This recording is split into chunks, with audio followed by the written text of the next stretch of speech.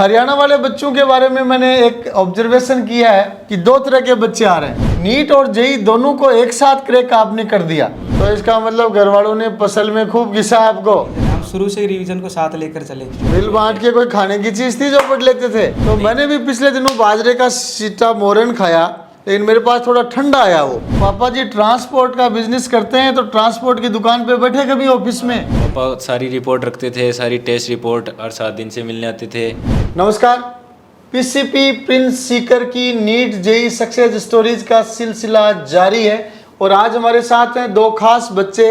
इधर है गजेंद्र सैनी टोडपुरा चिराना झुंझुनू से, जिसने नीट 2022 में 645 अंक का स्कोर हासिल किया है, और बगल में है नारनौल हरियाणा का कृपाल सिंह। ये तो खास बच्चा निकल रहा है, इसने नीट 2022 में 634 मार्क्स के साथ साथ ही जेई मेन 2022 में 97 परसेंटाइल प्लस का स्कोर हासिल किया। दोनों एग्जाम्स में एक साथ सक्सेस हासिल किए। तो मैं चाहूँगा सबसे पहले तो बच्चे अपना खुद का परिचय परिवार के बारे में खुद ही बताएं। मेरा नाम गजेंद्र है, मैं टोडपुरा चिराना का रहने वाला हूँ। मेरे पापा गवर्नमेंट टीचर हैं और मम्मी हाउसवाइफ है, और हम 2 बहन भाई हैं। मेरी बड़ी बहन NIT जालंधर से MSc कर रही हैं, और मैं 11th से PCB में पढ़ रहा हूँ। तो नेक्स्ट कृपाल सिंह, आने दें अपने बारे में। मेरा नाम कृपाल सिंह, मैं नारनौल हरियाणा का रहने वाला हूँ। मेरे पापा ट्रांसपोर्ट का काम करते हैं और मम्मी हाउसवाइफ है। हम 2 भाई हैं, एक भाई छोटा है, वो अभी 11th में, और वही बायो से ही पढ़ रहा है। बहुत बढ़िया। तो पापा जी ट्रांसपोर्ट का बिजनेस करते हैं, तो ट्रांसपोर्ट की दुकान पे बैठे कभी ऑफिस में? नहीं सर, कभी नहीं उठा। ट्रक वर्क चलाया कभी? नहीं सर। नहीं चलाया, मीन्स सिर्फ पढ़ाई का ही काम किया। तो नेक्स्ट क्वेश्चन कृपाल आपसे ही कर लेते हैं। नीट और जेई दोनों को एक साथ क्रैक आपने कर दिया, दोनों की एक साथ एग्जाम देने की आपने कैसे सोची? सर मेरा मेन फोकस तो नीट के ऊपर ही था, लेकिन मैं 11th से ज़्यादातर जेई बच्चों के साथ रहा था, तो मेरे को थोड़ा इंटरेस्ट उधर भी बढ़ गया, और मैंने सोचा एक बार एग्ज़ाम दे लेता हूँ, क्या पता कुछ हो जाए।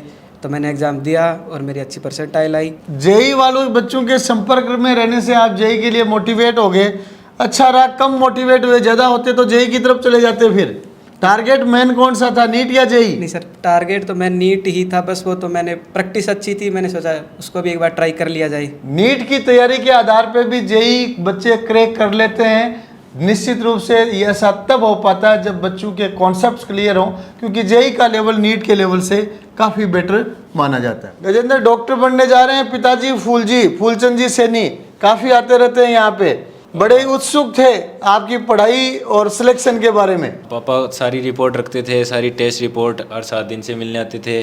और पापा ने 11वीं में यहाँ मतलब खुद ने ही सोच रखा था कि 11वीं में PCB में पढ़ाना है, नीट की तैयारी करवानी है, तो मैं 11वीं में यहाँ PCB में आया। तो पापा बहुत खुश नज़र आ रहे हैं, तो स्वामणी वगैरह कब कर रहे हैं फिर? हाँ, वो भी करेंगे, मतलब जल्दी ही जल्दी जिमाएंगे। बहुत बढ़िया।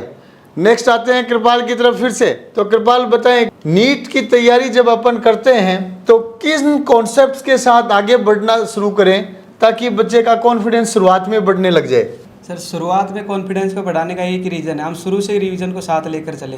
कई बार क्या होता है, हम लास्ट में सोचते हैं कि एक बार सिलेबस हो जाएगा, फिर अपन रिवीजन करेंगे, उसमें सर बाद में जाके बहुत टाइम बढ़ जाता है, बहुत ज़्यादा प्रेशर आ जाता है अपने मीन्स पहली बार आप जब पढ़ाई कर रहे हैं तो ही रिवीजन को साथ साथ लेते जाएं। कितने दिनों से रिवीजन करना चाहिए? सर जैसे अपना एक चैप्टर मिनिमम 10 दिन 15 दिन चलता है जी, उसके बाद जस्ट अपने पास शुरुआत में टाइम बहुत ज़्यादा होता है, बहुत ज़्यादा टाइम मिलता है चीज़ों को करने का। तो शुरुआत से रिवीजन कर रहे हैं, जैसे अपना एक चैप्टर हो गया, दूसरे पे चल रहे, पीछे से हम एक चैप्टर को उठा के चल रहे हैं, तो अच्छा कॉन्फिडेंस भी रहता है, या कभी भी हम उसको कर सकते हैं। फिर नेक्स्ट गजेंद्र बताएं, नीट की तैयारी में आपको कब लगने लग गया था कि मेरा सिलेक्शन हो जाएगा? मतलब शुरू में जब टेस्ट हुए तब थोड़े ठीक नंबर आए, 600 के पास नंबर आए, और फिर थोड़ा और मेरे साथ के थे उनसे पूछ लेता था, और दोस्तों ने काफ़ी हेल्प की, सब आपस में मिल बांट के पढ़ लेते थे। मिल बांट के कोई खाने की चीज़ थी जो पढ़ लेते थे? नहीं, जैसे जिसका जो टॉपिक स्ट्रॉन्ग है वो टॉपिक पढ़ा देगा। और ग्रुप स्टडी को आपने फोकस किया? हाँ, हम स्टडी रूम में साथ में ही पढ़ते थे, हॉस्टल में तो बस सोना ही होता था। और मतलब किसी का कोई टॉपिक कमज़ोर होता था तो 2-3 जने, ज़्यादा ही कमज़ोर होता था तो 2-3 जने मिला के डाउट बताता, कोई टॉपिक पढ़ाता, तो ऐसे किसी का कोई टॉपिक कमज़ोर नहीं होता। ग्रुप स्टडी में आप एक दूसरे को कोऑपरेट करके चलते थे। तो कृपाल सिंह, नारनौल के आप रहने वाले, आजकल नारनौल के बच्चे पीसीबी प्रिंस की तरफ बहुत मूव कर रहे हैं, क्या मामला है? सर यहाँ का बहुत सब कुछ अच्छा है, यहाँ की फैकल्टी एक नंबर 1 है, अच्छा कोचिंग है, बढ़िया इंस्टीट्यूट है, सब बच्चे को हर कंटेंट प्रॉपर मिलता है, जिससे बच्चे को सर्टिफिकेशन होता है, पेरेंट्स को प्रॉपर बच्चे की इन्फॉर्मेशन दी जाती है, जिससे बच्चे यहाँ की तरफ रुझान करे थे। पहले नारनौल की साइड के हरियाणा के बच्चों का रिजल्ट भी बहुत अच्छा जा रहा है आजकल। अच्छा जा रहा है सर। हरियाणा वाले बच्चों के बारे में मैंने एक ऑब्जर्वेशन किया है कि दो तरह के बच्चे आ रहे हैं, एक पढ़ाई के लिए सिंसियर, एक थोड़ा मौज मस्ती की तरफ रुझान। जो पढ़ाई के लिए सिंसियर होता है वो रिजल्ट भी बहुत अच्छा देता है और मौज मस्ती वाला सिस्टम को डिस्टर्ब करने की भी बहुत कोशिश करता है। आपका क्या अनुभव है प्रिंस में इस चीज़ के बारे में? सिस्टम तो प्रिंस का बहुत अच्छा है, होते भी ऐसे भी होते हैं कि जो सिस्टम को डिस्टर्ब करना चाहते हैं, लेकिन उसके लिए टीमें बनी हुई हैं यहाँ पे जो उनको कंट्रोल करती रहती है। अलग अलग टीम बनी हुई है शायद। हाँ सर, नंबर डिसाइड कर रखे हैं। तो नंबर डिसाइड करके इसलिए कोई वातावरण को डिस्टर्ब करता है तो उसको डिस्टर्बेंस का मौका नहीं दिया जाता। और जो हरियाणा के बच्चे पढ़ाई में सिंसियर होते हैं उनका रिजल्ट तो गजब का बनता जा रहा है। नेक्स्ट गजेंद्र आपकी तरफ आते हैं। नीट आपने क्रैक कर दिया, हॉस्टल के कोई एक्सपीरियंसेस आपके? हॉस्टल के तो बहुत ही एक्सपीरियंस हैं। रात को हम स्टडी रूम से आते थे 11:30 बजे, फिर हम पढ़ने के नाम पे बैठे रहते थे, थोड़ी देर पढ़ते फिर बातें करने लग जाते, तो पढ़ाई की बातें होती, फिर और मौज मस्ती हो जाती, 2-3 भी बज जाते। सुबह 6 बजे क्लास होती, उसमें भी जाना ही होता था तो उसमें भी जाते। और हॉस्टल की तो बहुत मेमोरी है, मैगी बनाई है हॉस्टल में। मैगी भी बनाई है? तो माइक नीचा कर लिया आपने मैगी का नाम लेते ही, ठीक है। फिर आते हैं कृपाल सिंह की तरफ। नीट एस्पिरेंट्स जो फर्स्ट अटेम्प्ट में नीट को क्रैक करना चाहते हैं उनके लिए आपको इम्पोर्टेंट मैसेज बताएं। सर फर्स्ट अटैम्प्ट में करने का तो यही है कि अपन कंटिन्यूटी बनाए रखें, चीज़ों में कंटिन्यूटी होती है ना तो हमेशा हर चीज़ मुमकिन। पहली चीज़ आपकी होगी कंटिन्यूटी, बहुत अच्छा आपने मैसेज दिया है। उसके बाद में रैपिड रिवीजन होना चाहिए सर। रैपिड रिवीजन को बहुत फोकस कर रहे हैं, बहुत अच्छा। एक तीसरा मैसेज और दे दें। और तीसरा सर टेस्ट के ऊपर ज़्यादा से ज़्यादा फोकस करें, अपने टेस्ट प्रैक्टिस जितनी ज़्यादा होगी ना सक्सेस उतनी मिलेगी। मीन्स कृपाल कह रहा है कि अगर नीट का बच्चा कंटिन्यूटी अच्छी रखता है, कंटिन्यूटी के साथ साथ रिवीजन पे फोकस करता है और साथ में टेस्ट प्रैक्टिस ज़्यादा से ज़्यादा करता है तो वो फर्स्ट अटेम्प्ट में नीट क्रैक कर सकता है। चलो फिर आते हैं गजेंद्र की तरफ। गजेंद्र और कोई अनुभव बताएं विशेष जो आप दर्शकों के साथ शेयर करना चाहें। घर पे मतलब खेती से तो बचपन से ही जुड़े हुए हैं, खेती का बहुत काम आता है। घर पे जब भी छुट्टियों में जाते थे खेती का काम करवाते ही थे। अभी भी नीट का एग्ज़ाम हुए 3 महीने हो गए तो बहुत करवाया है। और तो इसका मतलब घर वालों ने फसल में खूब घिसा आपको? हाँ, मतलब जैसे अभी कोई काम नहीं हो, कभी यहाँ पीछे भी आ जाते हैं, कोई काम नहीं हो उस तो दिन पूरे बच जाते हैं काम से। हाँ, उस दिन बच जाते हैं। तो बाकी कौन कौन सी फसल निकाली अब की बार? बाजरा और अब तो गोभी लगाई है। बाजरे की सीटें भी मोर मोर के खाए क्या? हाँ, वो मतलब मम्मी दादी, हाँ, तो वो तो बचपन से ही हमेशा ही खाते शौक है। हाँ। तो मैंने भी पिछले दिनों बाजरे का सीटा मोरन खाया, लेकिन मेरे पास थोड़ा ठंडा आया वो। नहीं, तो वो आप ये बताओ तुरंत- ठंडा और गर्म में क्या फर्क नहीं, होता नहीं, है? तुरंत जैसे ही मतलब सेका चूल्हे पे उसी टाइम खाने का होता है। ठंडा हो जाता है तो कड़क भी हो जाता है और उसमें चबाना मुश्किल हो जाता है, टेस्ट भी कम हो जाता है। हाँ, बहुत अच्छी बात।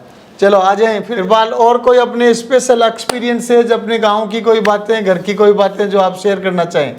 सर हमारा एक 5-7 लोगों का ग्रुप था जिसमें एक छोटू राम नाम काड़ा नाम पे एक लड़का था, जिसको वो वैसे तो हमारे साथ ही था, हमारा क्लासमेट था और उसको पीजीआई रोहतक मिला था स्टे वैकेंसी में।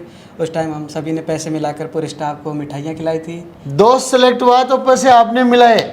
छोटू राम काला लास्ट में गया था पीजीआई रोहतक और उसकी सिस्टर यशोदा काला भी पीसीपी से सिलेक्ट होकर एमबीबीएस पास आउट हो चुकी है। बहुत अच्छा। लास्ट क्वेश्चन गजेंद्र से, कोई विशेष चीज़ जो आप बोलना चाहें? This one is the last question of the interview. Sports में मेरा बहुत इंटरेस्ट है। मैं यहाँ डेली खेलता था 1 घंटे शाम को वॉलीबॉल। और मैं नीट से 6 दिन पहले संडे था, मतलब संडे को नीट होती तो उससे जस्ट पहले दिन संडे था, तब भी मैं ऐसे ग्राउंड में घूमने आया तो मेरा मन हो ही गया कि मैं खेल लूँ। तो मैं वापस 1 घंटे खेला और बहुत सारी मेमोरी हैं कैंपस की, खूब घूमे हैं, खूब मज़े किए हैं, तो उसको भी मिस करेंगे ही। बहुत बढ़िया। मीन्स लास्ट नीट के एग्जाम से पहले संडे को भी आपने वॉलीबॉल खेला, मेंटली फ्री रह के पढ़ाई की और आज देख पा रहे हैं दोनों ही बच्चे डॉक्टर बनने जा रहे हैं। आप देख सकते हैं गांव से निकले हुए साधारण परिवारों के बच्चे हैं, अभी बोलना भी इतना नहीं सीखे हैं, लेकिन मेडिकल कॉलेज में जाने के 6 महीने बाद ये फर्राटेदार बातें करने लग जाएंगे, बात को पढ़ने नहीं देंगे, उससे पहले बोलने लग जाएंगे, क्योंकि वहां जाकर इनको एक्सपोजर और ज़्यादा मिलेगा। इसी के साथ सेशन का हम समापन करते हैं। नमस्कार।